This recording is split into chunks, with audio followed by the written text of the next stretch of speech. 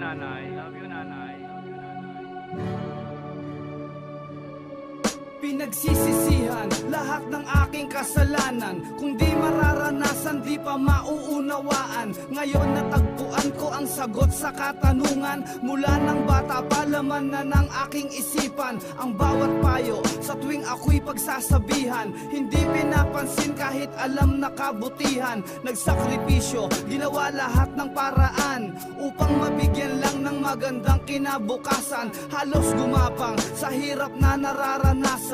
Hirap na kahit minsan di man lang nasuklian. Siyam na buwan mong iningatan, sa iyong sinapupunan. Nang mailuwal kahit lamok di marapuan. Sagana sa lahat, damit magandang laruan. Ngunit nang lumaki kung sumagot harap-harapan. At sumapit na nga ang puntong pagbibinata, na tila hudyat sa paggawa ng masama. Nag-umpisa ang lahat ng sinubukang magkasyota. Sinanay kong utusan, di naig pa ang alila. Ganyang pag-uugali, sino bang matutuwa? Ang sarap ng buhay mo, ang nanay mo nakakaawa. Itim ang budhi ng taong di alam gumalang. Magawa ang gusto, itataboy pati magulang. Mapapatawad pa ba ang sangkaterbang pagkukulang at kasalanan na halos di na rin mabilang? Itim ang budhi ng taong di alam gumalang. Magawa ang gusto, itataboy pati magulang. Mapapatawad pa ba ang sangkaterbang pagkukulang at kasalanan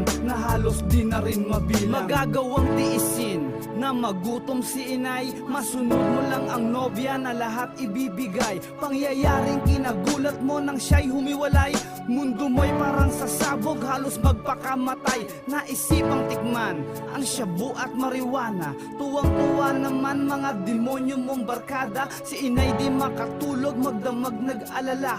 Uuwi ka ng umaga, hihingi ka lang ng pera. Pag di ka nabigyan, sa galit halos magwala ka. At sasabihin pa sa iyong ina na walang kwenta. Ang matindi pa tol, talagang walang konsensya. Halos harap-harapan kung murahin ng ina. Nang ikaw ay lumayo, ang iyong ina ay yumuko.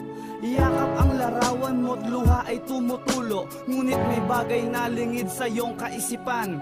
Ang iyong ina pala may tinatagong karamdaman. Nang minsang pag-uwi, si nanay nasa higaan. Nangyari ang bagay di mo lubos inaasahan. Mata ni nanay pumikit ng dahan-dahan, sabay hagulgol at ipinatong sa kandungan. Lumuhod man ako at maghapong umiyak. Di na maibabalik pa ang kahapong kong winasak. Kay hirap pala ang maulila kay inay. Magdusa man ako, hindi sapat ang aking buhay. Lumuhod man ako at maghapong umiyak. Di na maibabalik pa ang kahapong kong winasak. Kay hirap pala ang maulila kay inay. Magdusa man ako, hindi sapat ang aking buhay. Tuwing ako'y nag-iisa, lagi ko siyang naaalala. Takbo ng buhay, tila nawalan na ng pag-asa. Parang di ko kaya ang mabuhay mag-isa. Hinahanap-hanap ko pa rin kalinga ng ina. Pero ngayong ika'y wala na, paano na ako inay? Sa bawat suliranin, sino ang makakaramay sa aking buhay? Sino pa ang gagabay? At kailan muling madarama ang yakap mo inay? Sa bawat oras, si nanay ang laman ng aking isip. Pagsapit ng gabi, siya ang laman ng panaginip. Patawarin ako inay sa aking pagkukulang. Ang aking kasalanan, paano ba pagdurusahan ang bigat sa dibdib?